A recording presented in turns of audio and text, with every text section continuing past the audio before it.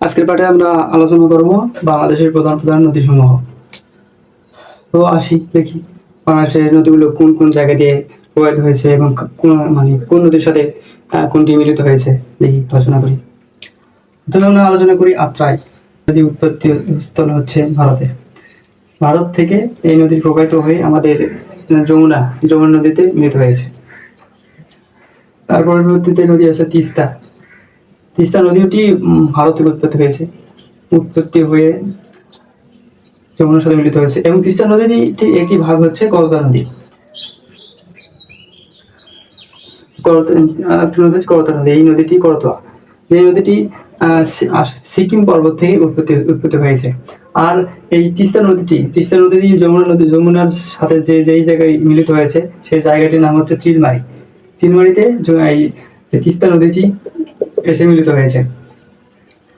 তার পরবর্তী আসি আমরা পদ্মা নদী। এই পদ্মা নদী আমরা সবাই জানি, এটি হিমালয় পর্বতে হিমবাহ থেকে উৎপত্তি হয়ে আসে।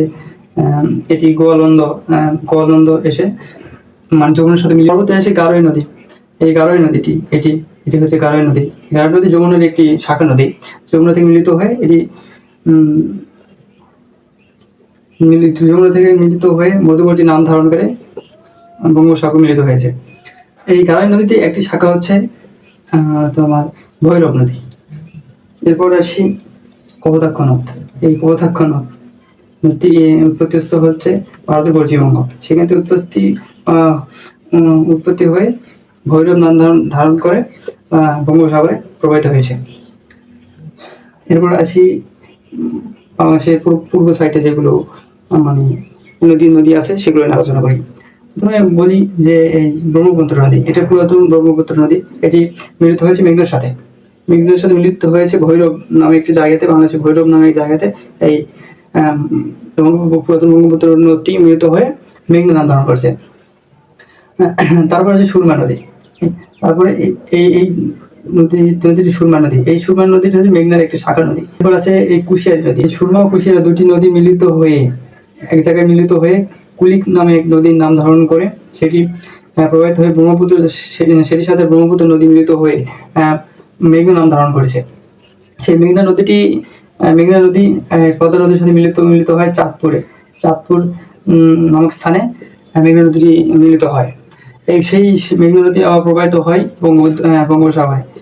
এরপর আছে চট্টগ্রাম অর্থাৎ পার্বত্য নদীগুলো। যে পার্বত্য নদীগুলো আছে সেই পার্বত্য নদীগুলো নিয়ে আলোচনা করি। পার্বত্য নদী, প্রথমে আসি হালদা নদী। এই নদীটি এটি একমাত্র নদী যেটি বাংলাদেশের উৎপত্তি, বাংলাদেশেই শেষ। আর এই হালদা নদী একটি বৈশিষ্ট্য রয়েছে, এই জায়গায় সবসময় পানি প্রবাহিত করে এবং এই জায়গায় এই নদীতে সব প্রাকৃতিক ভাবে পোনা মাছ ডিম পড়াতে পারে। তারপরে হচ্ছে কর্ণফুলী নদী। এই কর্ণফুলী নদীতে হচ্ছে সিকিমের লুসাই পর্বত থেকে উৎপত্তি। এই কর্ণফুলী নদী সিকিম লুসাই পর্বত থেকে উৎপত্তি হয়ে বঙ্গোপসাগরে মিলিত হয়েছে। সাথে একটি নদী প্রবাহিত হয়েছে, এই নদীটির নাম হলো সাঙ্গো। এরপরে আসি মাতামুহুরী নদী। মাতামুহুরী নদী উৎপত্তি হচ্ছে ত্রিপুরা লুসাই পাহাড় থেকে। এই পাহাড় থেকে এটি নদীটি বাংলাদেশের ভিতরে উৎপত্তি হয়ে বাংলাদেশেই শেষ হয়েছে। এরপর আছে নাফ নদী। নাফ নদীটি উৎপত্তি হচ্ছে আরাকান পাহাড় থেকে। এই নাফ নদীর মাধ্যমে মিয়ানমার এবং বাংলাদেশে পৃথক করে রেখেছে। তো আসি ব্রহ্মপুত্র নদী দেখি উৎপত্তি স্থল কোথায়। ব্রহ্মপুত্র নদীটি উৎপত্তি হচ্ছে তিব্বতের কৈলাস শৃঙ্গল থেকে।